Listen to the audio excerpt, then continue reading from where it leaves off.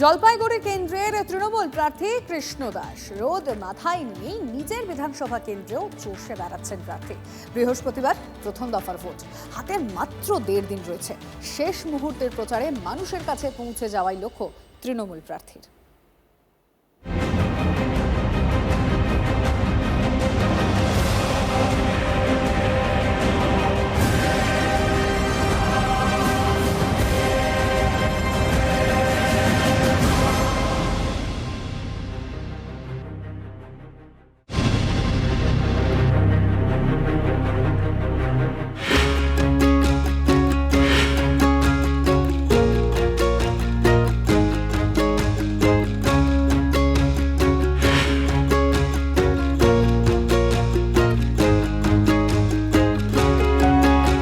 কৃষ্ণদা, প্রচন্ড গরম, কিভাবে নিজেকে ফিট রাখছে?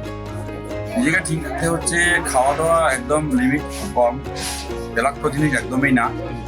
তার মধ্যে ফলমূল বেশি জোর দিই, ড্রাই ফ্রুট থেকে যেমন জোর দিই, ফলমূলটার উপরে বেশি ধ্যান দিয়ে হবে। এবং খাবারটা যত পারি কম খাওয়া, জলটাকে বেশি খাওয়া, যাতে জলটা একটু বেশি খেতে পারি সেটা করি। এটা করে মোটামুটি ঠিক আছে। আর সব থেকে বড় কথা হচ্ছে যে মানুষের আশীর্বাদ আছে।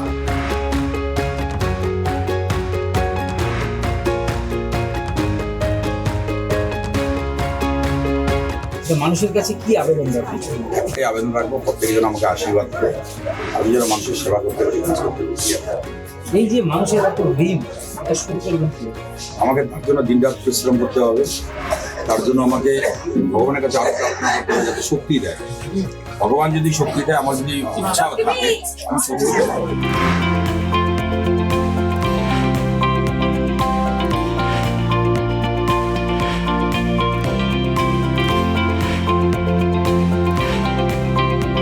জনগণের সেবা, এইটা মানে আরো তো দায়িত্ব বাড়বে এরপরে। আমি এটাই প্রার্থনা করি ঈশ্বরের কাছে, যাতে আমার শেষ সময় পর্যন্ত, শেষ নিঃশ্বাস পর্যন্ত যাতে মানুষের কাছে।